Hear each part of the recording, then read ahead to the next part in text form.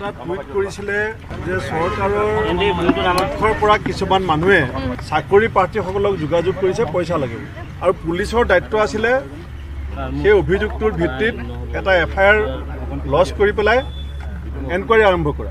কিন্তু এতিয়া চৰকাৰৰ বিশেষকৈ জালুকবাৰী মানুহ হোৱাৰ কাৰণে হয়তো চৰকাৰৰ বিৰুদ্ধে অভিযোগ অনাৰ কাৰণে আজি এটা পৰিৱেশ চৰকাৰে সৃষ্টি কৰিব বিচাৰিছে যে কোনোবাই যদি কিবা কাৰণত চৰকাৰৰ বিৰুদ্ধে কিবা ভুল উলিয়াই দিয়ে তে তেওঁৰ বিৰুদ্ধে কঠোৰ শাস্তি বিহা হ'ব। সীমান্ত কলিতা বুলি এগৰাকীয়ে ছ'চিয়েল মিডিয়াত লিখিছে, তেওঁ খুব ভয়ে ভয়ে লিখিছে। কিছুমান প্ৰাৰ্থীয়ে যিখন পৰীক্ষাৰ ছিট তাত কোনো ধৰণৰ চিন নিদিয়াকৈ গুচি আহিছে খালী কৰি, অৰ্থাৎ সন্দেহ কৰা হৈছে যে পৰীক্ষাৰ ছিটখন কোনোবাই বেলেগে চৰকাৰৰ পক্ষত থকা কোনো মানুহে ফিল আপ কৰি দিব।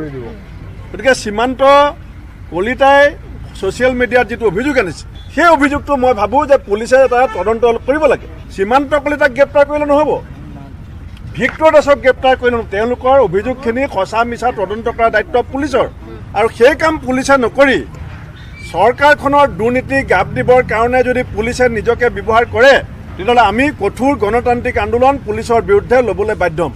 যিটো চাকৰিৰ ইণ্টাৰভিউত দুৰ্নীতি হ'লে মানে পুলিচে সাংঘাতিকভাৱে শাস্তি দিব বুলি পেলাই DGPয়ে ঘোষণা কৰিছিল। তে অভিযোগ আহোঁতে DGPয়ে কিয় ভয় খাইছে? DGP ডাঙৰীয়াইটো কৈছিল যে যদি ইণ্টাৰভিউত কিবা বিয়া খেলি মেলি হয় তাৰ কাৰণে তেওঁলোকে পিঠি ফালি দিয়া হ'ব। তে পিঠি ফালি দিম বুলি কোৱা DGP এতিয়া ক'লে গ'ল। ভিক্টৰ দাসে অভিযোগ আনিছে, আপুনি কাণ কি বন্ধ কৰি ৰাখিছে নেকি? DGPয়ে ভিক্টৰ দাসৰ অভিযোগ শুনিছে নে নাই? সীমান্ত কলিতাৰ অভিযোগ DGPয়ে শুনিছে নে নাই? নাই শুনা যদিও আজি সংবাদ মাধ্যমে আপোনাক শুনাব। ভিক্টৰ দাসে অনা অভিযোগ আপুনি এনকুৱাৰী নকৰে কেলে?